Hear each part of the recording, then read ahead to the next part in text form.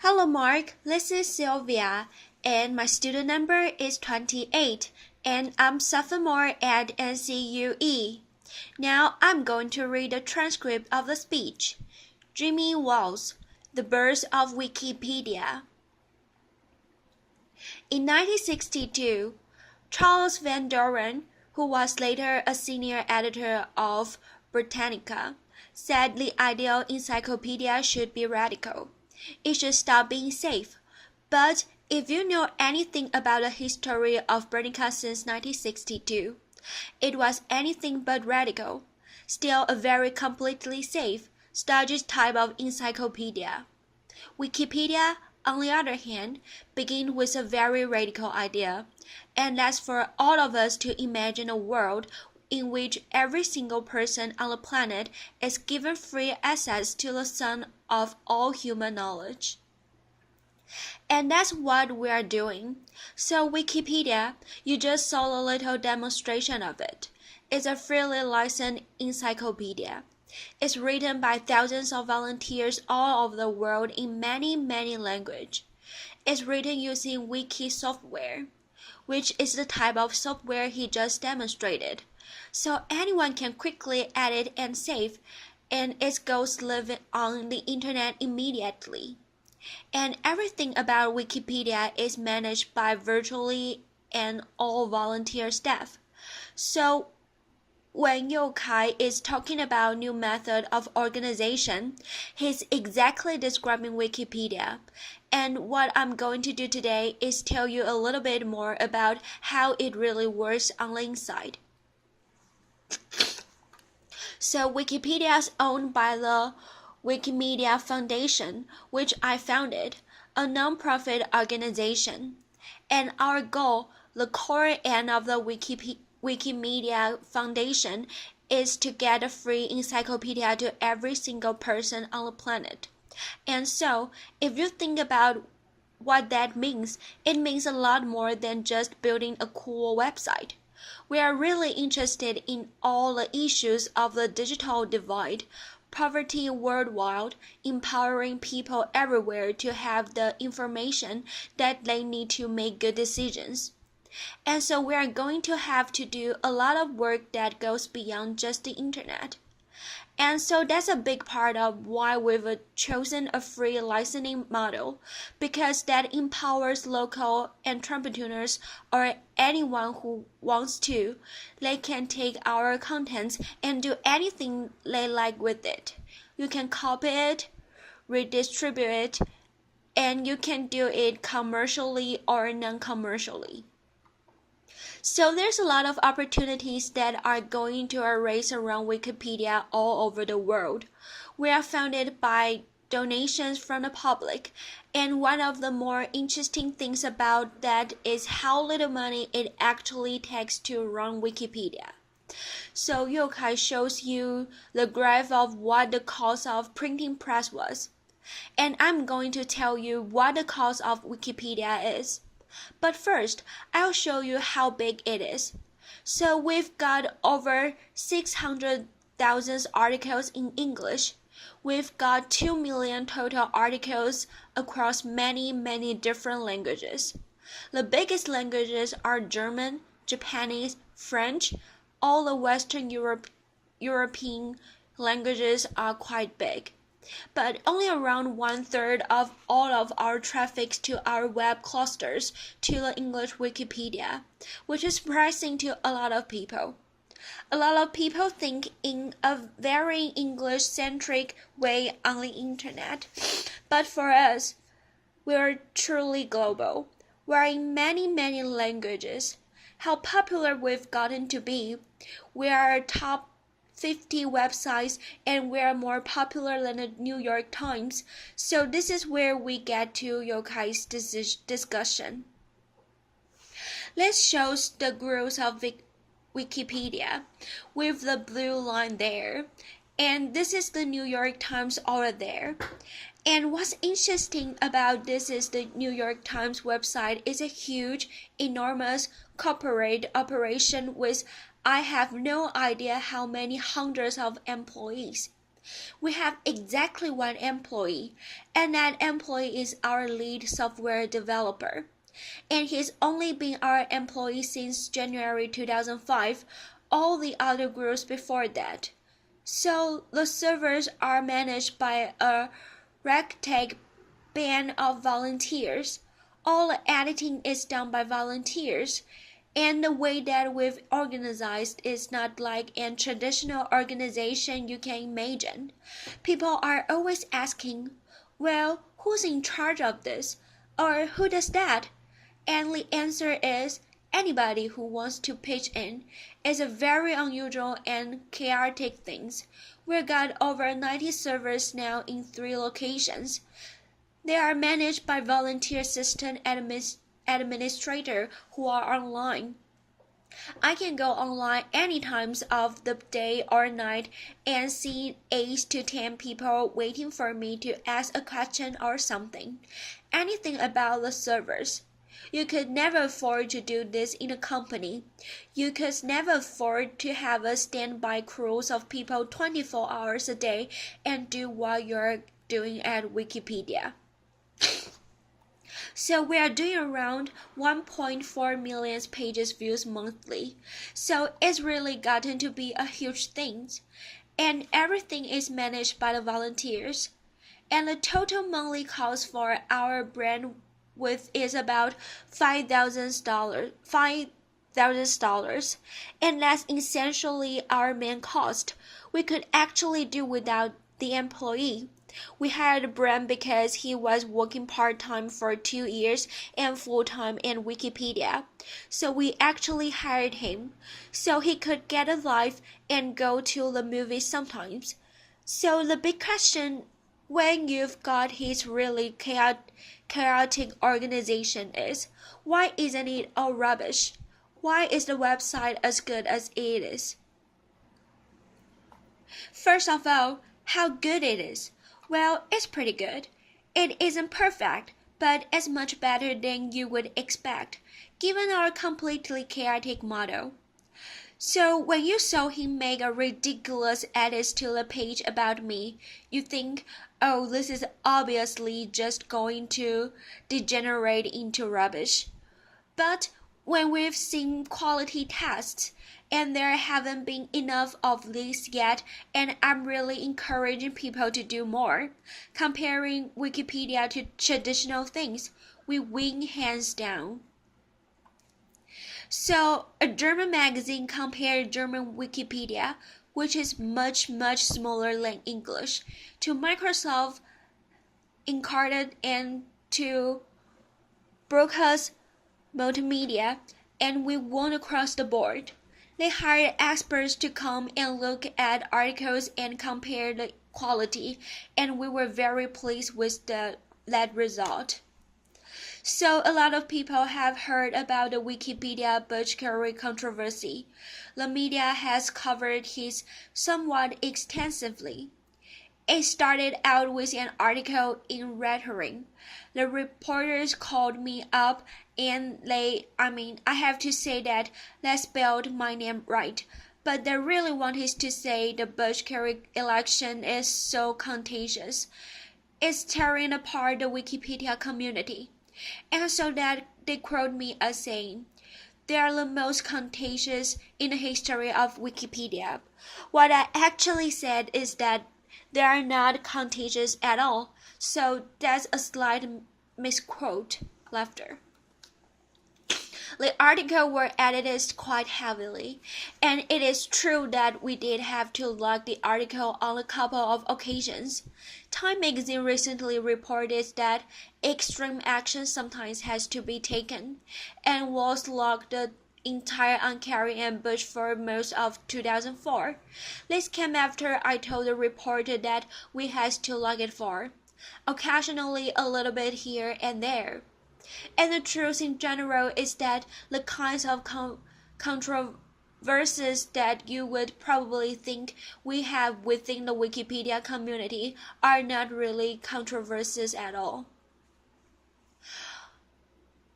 Articles on controversial topics are added a lot, but they don't cause much controversy within the community. And the reason for this is that most people understand the need for neutrality. The real struggle is that between the right and the left. That's what most people assume, but it's between the party of the thoughtful and the party of the jerks. And no side of the political spectrum has a monopoly on either of these qualities. The actual truth about the specific Bushkari incidents is that the Bushkari articles were logged less than 1% of the time in 2004, and it wasn't because they were continuously. It was just because there was routine vandalism, which happens to sometimes even on stage. Laughter. Sometimes even the reporters have reported to me that they vandalized Wikipedia and were amazed that it was fixed so quickly. And I said, I always say, please don't do that. That's not a good thing. So how do we do this? How do we manage the quality control? How does it work? So there's a few elements, mostly social politics and some elements of the software. So the biggest and the most important thing is our neutral point of view policy.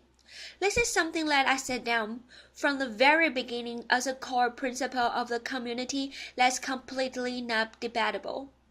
It is a social concept of cooperation, so we don't talk a lot about truth and objectivity.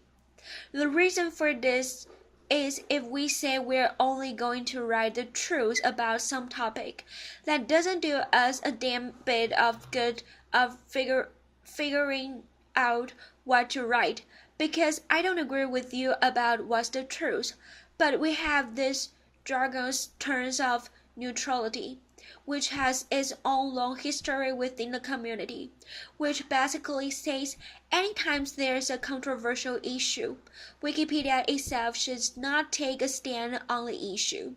We should merely report on what irreputable parties have said about it. So this neutrality policy is really important for us because it empowers a community that is very diverse to come together and actually get some work done. So we have very diverse contributors in terms of political, religious, cultural backgrounds. By having this firm neutrality policy, which is non-negotiable from the beginning, we ensure that people can work together and that the entire doesn't become simply a war back and forth between the left and the right.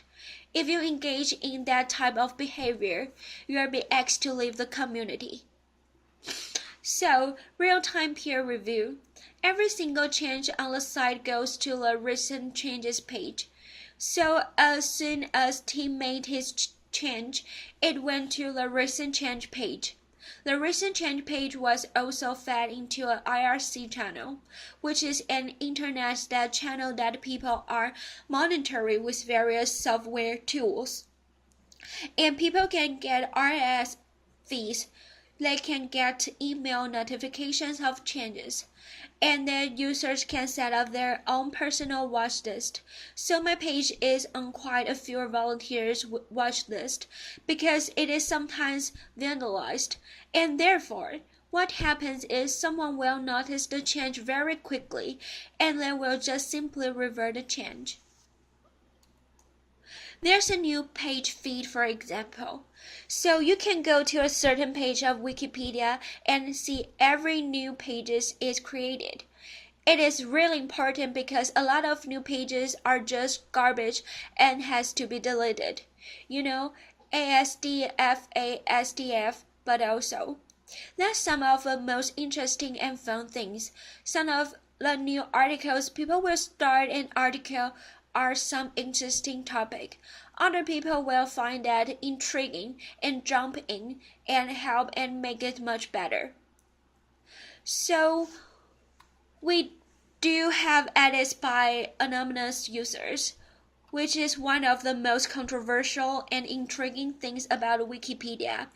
So Chris was able to do his change. He didn't have to log in anything. He just went on the website and made a change. But it turns out that only about 18% of all the edits to the websites are done by anonymous users. And that's really important things to understand. The vast majority of the editors that go on the website are from a very close-knit community of maybe 600 to 1,000 people who are in constant communication. And we have over 40 IRC channels, 40 mailing lists. All these people knew each other. They communicate. We have offline meetings. These are the people who are doing the bulk of the site, and they are, in a sense, semi-professionals at what they are doing. The standards we set for ourselves are equal to or higher than the professional standards of equality. We don't always meet those standards, but that's what we are striving for. And so that tight community is who really cares for the site, and these are some of the smartest people I've ever met. It's my job to say that, but it's actually true. The type of people who were drawn to writing encyclopedia for fun tends to be pretty smart people. The tools and the software. There's a lot of the tools that allowed us meaning the community, to self-monitor and to monitor all the work. This is an example of page history on Flat Earth, and you can see some changes that were made. What's nice about these pages is you can immediately take a look at this and see, okay, I understand now. When somebody goes and look at, they see that someone, an anonymous IP number, made an edit to my page. That sounds suspicious. Who is that person? Somebody looks at it. They can immediately see highlighted in red all of the changes that took place. To see, okay, well, these words have changed. Things like that. Things like this. So that's one tool that we can use to very quickly monitor to the history of a page. Another thing that we do within the community is we leave everything very open-ended. Most of the social rules and the method of works are left completely open-ended in the software.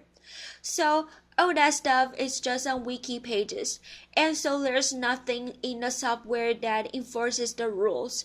The example I've got up here is the votes for deletion page.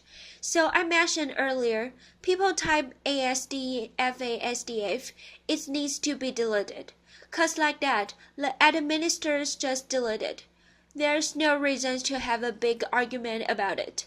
But you can imagine there's a lot of other areas where the question is this notable enough to go in encyclopedia? Is this informative vertible? It is hoax? It is true? It is what? So we needed a social method for figuring out the answer to this. And so the method that arose organically within the community is votes for deletion page. And in the particular example we have here is film Twisted Issues. And the first person says, now this is supposedly a film. It fails the Google test miserably. The Google test is you look in Google and see it's there because it's someone not even in Google. It probably doesn't exist at all. It's not a perfect rule, but it's a nice starting point for quick research. So somebody says, delete it, please delete it. It's not notable. And then somebody says, wait, I found it in a book, Film Thread Video Guide, the 20 underground films you must see. So the next person says, clean it up. Somebody says, I found an IMDb, keep. And what's interesting about this is that the software is less votes are just text typed into a page. This is not really a vote so much as it is a dialogue. Now it's true that at the end of the day, an administrator can go through here and take a look at this, say, okay, edit delete it, two keeps. We will delete it. But in other cases, this could be 18 deletes and 2 keeps, and we would keep it because it allows us to keep saying, wait a minute, nobody else saw this, but I found it in a book, and I found the links to pages that describe it, and I'm going to clean it up tomorrow, so please don't delete it, then it will survive. And it also matters who the people are who are voting. Like I say, it's a tight-knit community. Down here at the bottom, Keep Real Movie Rick is a very famous Wikipedia who does an enormous amount of work within vandalism, hackers, and voters for deletion. His voice carries a lot of weight within the community because he knows what he's doing. So how is all this governed? People really want to know about administrators, things like that. So the Wikipedia governance model, the governance of the community, is a very confusing but workable mix of consensus, meaning we try not to vote on the contents of articles because the majority view is not necessarily neutral. Some amount of democracy of the administrators. These are the people who have the ability to delete pages. That doesn't mean that they have the right to delete pages. They still have to follow all the rules, but they are elected by the community. Sometimes people, random trolls on the internet, like to accuse me of handpicking the administrators to bias to the contrast of the encyclopedia. I always laugh at this because I have no idea how they're elected actually. There's a certain amount of aristocracy. You got a hint of that when I mentioned, like Rick's voice would carry a lot of more weight than someone who don't know. I give this talk sometimes with Angela, who was just re-elected to the board from the community, to the board of the foundation with more than twice the votes of the person who didn't make it. And I always embarrass her because I say, well, Angela, for example, could get away with doing absolutely anything within Wikipedia because she's so admired and so powerful. But the irony is, of course, that Angela can do this because she's the one person who would ever break any rules of Wikipedia. And I also like to say she's the only person who actually knows all the rules of Wikipedia. So, and then there's a monarchy, and that's my role on the community, so laughter. I was describing this in Berlin once, and the next day in the newspaper the headline said, I'm the Queen of England, laughter. And that's not exactly what I said, but laughter. The point is my role in the community, within the free software world. There's been a long-standing traditions of the benevolent dictator model. So if you look at most of the major free software projects, they have one single person in charge who everyone agrees is the benevolent dictator. Well, I don't like the term benevolent dictator, and I don't think that is my job or my roles in a world of ideas to be the dictator of the future of all human knowledge complied by the world. It just isn't appropriate. But there is a need still for a certain amount of monarchy, a certain amount of. Sometimes we have to make a decision and we don't want to get bogged down too heavily in formal decision-making processes. So, as an example of how this can be important, we recently had a situation where a neo-Nazi website discovered Wikipedia, and they said, oh, well, this is horrible, this Jewish conspiracy of the website, and we are going to get certain articles deleted that we don't like. and we see that have a voting process. So we are going to send. We have 40,000 members, and we are going to send them over, and they are all going to vote and get these pages deleted. Well, they managed to get 80 people to show up. That's neo-Nazi math for you. They always think they've got 40,000 members when they've got 18, but they are managed to get 18 people to come and vote in a fairly absurd way to delete a perfectly valid article. Of course, the vote ended up being about 85 to 18, so there was no real danger to our democratic processes. On the other hand, people said, but what are we going to do? I mean, this could be happen. What if some group gets really seriously organized and comes in and want to vote? Then I said, well, fuck it. We will just change the rules. That's my job in the community, to say we won't allow our openness and freedom to undermine the quality of the content. And so, as long as people trust me in my role, then that's a valid place for me. Of course, because of the free listening, if I do a bad job, the volunteers are more than happy to take and leave. I can't tell anyone what to do. So the final